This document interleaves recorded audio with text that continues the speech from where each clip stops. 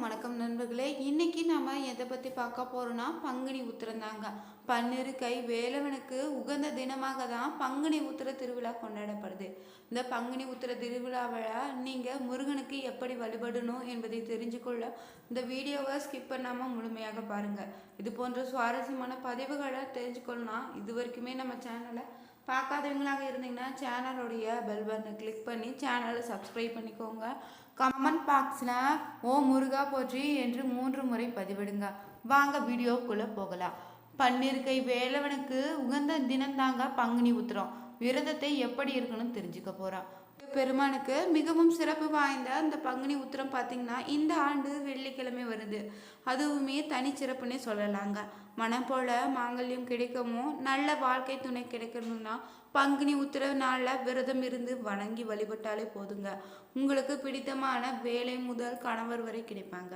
பங்குனி மாதத்தில் வரும் உத்திர நட்சத்திரத்தில் தான் விரதம் இருந்து முருகனை வணங்கினாலே போதும். உங்களுக்கு அரசு வேலையும் பதவியும் உயர்வும் தேடி வருங்க. மாதங்களை பார்த்தீங்கன்னா 12வது மாதமாக தான் பங்குனி வருது. 27 நட்சத்திரங்களில் 12வது உத்திர நட்சத்திரத்தில் தான் இந்த 12 என்ற எண் முருகனுடைய திருக்கரங்களையும் எண்ணிக்கையை குறிக்குதுங்க. எனவே தான் பன்னிரு கை வேலவனுக்கு தான் உகந்த நாளாக பங்குனி உத்திரம் சிறப்பாக கொண்டாடப்படுதுங்க. சிவ ஆலயங்களிலும் முருகப்பெருமான் ஆலயங்களுமே பங்குனி உத்திர திருவிழா 12 நாட்கள் பிரம்மோற்ச விழாவாக கொண்டாடுறாங்க. தெய்வீக திருமணங்கள் நிகழ்ந்த நாளாகவும் பங்குனி உத்திர நாள் சொல்லப்படுது. இதனை கல்யாண விரதம்னு சொல்லுவாங்க. இந்த நாளில் விரதம் இருந்து முருகனை வழிபாடு செய்து வந்தாலே போதுங்க. திருமணம் எளிதில் கை கொடுங்க. அரசு வேலை எதிர்பார்ப்பவங்களுக்கும் வேலை கிடைக்கும். அரசு சார்ந்த காரியங்களில் நடக்கும்.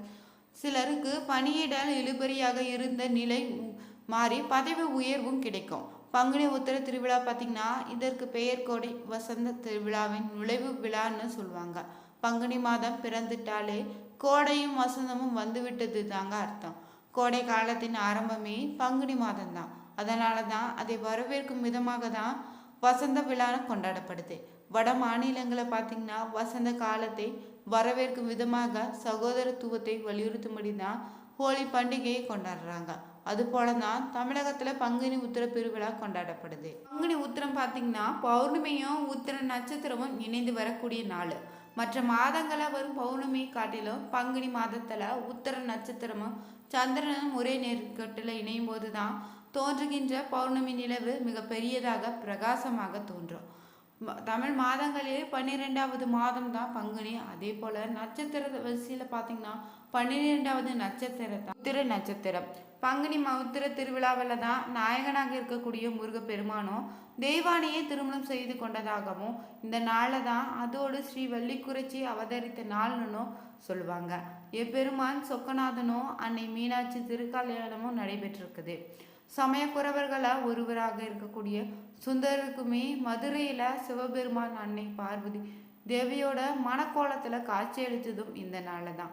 இதனால தான் தமிழகத்தில் பார்த்திங்கன்னா பெரும்பாலான இடங்களில் கோவில்களையும் எல்லாம் பங்குனி உத்திர பிரம்மோற்சவத்தை பார்த்திங்கன்னா 10 நாட்கள் திருவிழாவாக தேரோட்டம், தீர்த்தவாரி, சுவாமி அம்பாள், திருக்காலம், உற்சவம் என சகல விதமாக நடத்துகிறாங்க. இந்திராணி திருமணங்க பங்குனி உத்திர நாளில் தான் அகத்தியர் குலோபமுத்திரியை திருமணம் செய்து கொண்டதாக கந்த புராணத்தில் குறிப்பிட்டிருக்காங்க. தேவர்கள தலைவனாக இருக்கக்கூடிய இந்திரன் இந்திராணி திருமணமும் இந்த பங்குனி உத்திர திருநாளில் தான் நடந்திருக்குது. அது மட்டும் இல்லாமல் நவகிரக மண்டலத்தில் பார்த்திங்கன்னா சந்திரன் அழகின் திறமையும் கொண்ட 27 நட்சத்திர கன்னியரை மனம் செய்து கொண்டதும் இந்த பங்குனி உத்திர திருநாளில் தான் புராணங்களில் சொல்லியிருக்காங்க. வாய்ந்த பங்குனி உத்திர நாளில் தான் ஏராளமான சுப நிகழ்ச்சிகளும் நடத்தப்படுது. கோயில்களிலும் பங்குனி பிரம்மோற்சவம், உத்திர திருவிழா, தேரோட்டம் என தமிழ்நாடு எங்குமே திருவிழாக்கள் களை கட்ட தொடங்கிடும். அது மட்டும் இல்லைன்னா பங்குனி உத்திர நட்சத்திரத்தில் மகிமை பல்வேறு புராணங்களை போற்றி புகழ்ந்து கூறியிருக்காங்க. இதனுடைய அதிபதியாக இருக்கக்கூடிய ஸ்ரீ மகாலட்சுமியும் இந்த நாளில் தான் அவதாரம் நிகழ்ந்ததாக சொல்லப்படுது.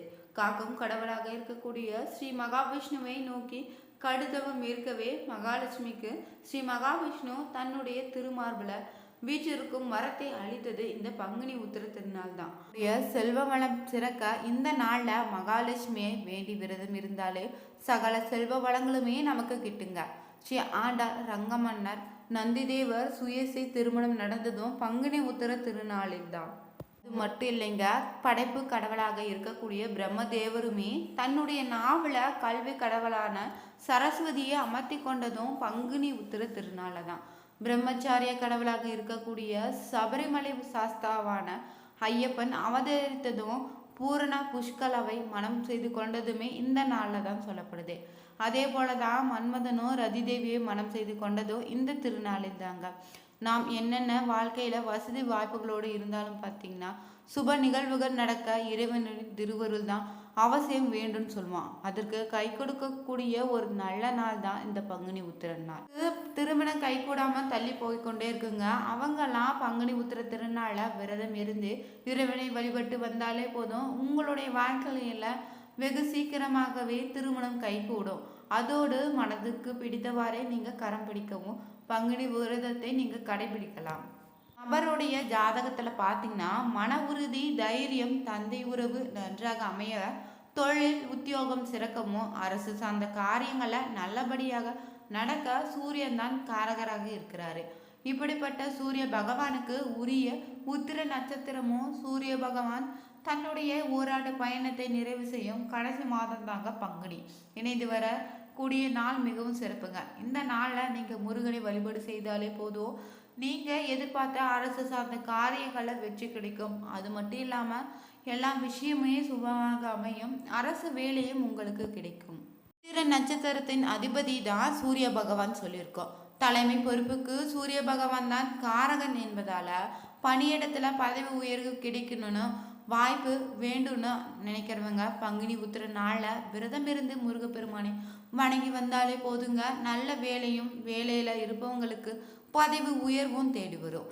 வேலை தேடுபவங்கள் எப்போதுமே நல்ல நிறுவனத்தில் சேர வேண்டும் நினைச்சிங்கன்னா பங்குனி உத்திர நாளில் முருகனை வழிபட்டு விரதம் இருந்து முருகனுக்கான நெய்வேத்தியம் படைத்து வழிபட்டாலே போதுங்க. நீங்கள் வேண்டிய ஆசைப்பட்ட வேலை உங்களுக்கு கிடைக்கும். பௌர்ணமியும் உத்திர நட்சத்திரமும் துவங்கிய விடுவதால பகல் பொழுதுல சைவ உணவை மட்டும் சாப்பிடுங்க.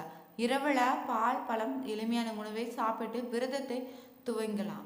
அடுத்த நாளாகிய பங்குனி உத்திர நாளில் தான் அதிகாலையிலே எழுந்து குளித்து விட்டு வீட்டையும் முருகன் படம் இல்லை சிலை வச்சிருந்தீங்கன்னா சுத்தம் செய்துக்கோங்க. வாசலை கோலமிட்டு வீட்டின் பூஜை அறையில விளக்கேற்றணுங்க. முருகன் விக்கிரகம், வேல் ஆகியவை வைத்திருப்பவங்க பால், பன்னீர், பஞ்சாமிர்தம், சந்தனம் உள்ளிட்ட பொருட்களால் எளிமையாக அபிஷேகம் செய்யுங்க. எதுவும் முடியலனாலும் கூட சுத்தமான தண்ணீரில் சிறிது மஞ்சள் தூள் சேர்த்தாவது அபிஷேகம் செய்யணுங்க. முருகனுக்கு சிவப்பு நிற மலர்களால் அலங்காரம் செய்யணும் அல்லது வாசன மலர்கள் கொண்டு அலங்காரம் செய்யலாம். எளிமையாக வெற்றிலை பாக்கு, 2 வாழைப்பழம் நெய்வேத்தியமாக வைத்து வழிபடணும். முருகப்பெருமானுக்குரிய கந்த சஷ்டி கவசம், கந்தர் அலங்காரம், திருப்புகழ் போன்றவற்றை பாராயணம் செய்யலாம். எதுவுமே தெரியாதவங்களாக இருந்தீங்கன்னா ஓம் சரவண பவ என்னும் மந்திரத்தை எத்தனை முறை முடியுமோ அத்தனை முறை சொல்லி நீங்க வழிபடலாம். நாள் முழுவதுமே உபவாசமாக இருந்து வேண்டுதல், குறைகள் என எதையும் சொல்லி முறையிடாம முருகன் நினைவிலே இருங்க. உங்க வீட்டிற்கு அருகில் உள்ள முருகன் கோவிலுக்கு சென்று வழிபடுங்க. முருகன் கோவில் இல்லைனா சிவன் அல்லது பெருமாள் கோவிலுக்கு சென்று அன்றைய தினம் நீங்க வழிபடலாம். மாலையில கோவில் தரும் பிரசாதத்தை சாப்பிட்டு விரதத்தை நிறைவு செய்துக்கோங்க. முடிந்தவங்க அன்று இரவுமே பால், பழம் மட்டும் சாப்பிட்டு இருக்கலாம். விரதத்தை இருக்கும் சமயத்துல பாத்தீங்கன்னா நாள் முழுவதுமே உங்களின் குறைகளை சொல்லி கடவுளிடம் புலம்பிக் கொண்டிருக்காம முருகா நீயே துணை என நினைத்து முழுவதுமாக அவரை சரணடைந்து விட வேண்டும். விரதத்தை நிறைவு செய்யும் போது மட்டும்தான் நம்முடைய வேண்டுதல் முருகனிடம் முன் வைக்க வேண்டும். சிறப்புகளையுமே பெருமைகளையும் கொண்டதுதான் பங்குனி உத்திர திருவிழா. சிவபெருமான், முருகப்பெருமான் ஆலயங்கள் மட்டுமல்லாம பெருமாள் ஆலயங்களுமே சிறப்பு வாய்ந்த விழாவாக கொண்டாடப்படுது. கடும் கோடை வெப்பம் தொடங்கியுள்ள பங்குனி மாதத்துல தான் முருக பக்தர்கள் முருகனை குளிர்விக்கும் பொருட்டு தான் கொடுமுடி சென்று காவிரி ஆற்று நீரை தீர்த்த காவடியாக எடுத்து வந்து அபிஷேகம் செய்து தொன்று தொட்டு நடைபெற்று வரக்கூடிய ஒரு நிகழ்வுங்க. பங்குனி உத்திர திருவிழாவின் போதுதான் பல லட்சம் பக்தர்கள் வந்து கொடுமுடி சென்று தீர்த்தம் எடுத்து வந்து பழனியில இருக்கக்கூடிய முருகப்பெருமானுக்கு அபிஷேகம் செய்து வழிபடுவாங்க. வீடியோவில் பங்குனி உத்தரத்தின் சிறப்புகளை தெரிஞ்சு கொண்டோம். முருகப்பெருமானை அன்றைய தினம் எப்படி வழிபடுவது அறிஞ்சு கொண்டோம். அப்படியே நீங்களும் வழிபட்டு முருகனுடைய ஆசை உங்களுக்கு பரிபூர்ணமாக கிடைக்கட்டும். இந்த வீடியோ உங்களுக்கு பிடிச்சிருந்தா லைக் பண்ணுங்க, ஷேர் பண்ணுங்க, கமெண்ட் பண்ணுங்க. மறக்காமல் உற்சாக நியூஸ் சேனலும் சப்ஸ்கிரைப் பண்ணிக்கோங்க. Thank you viewers.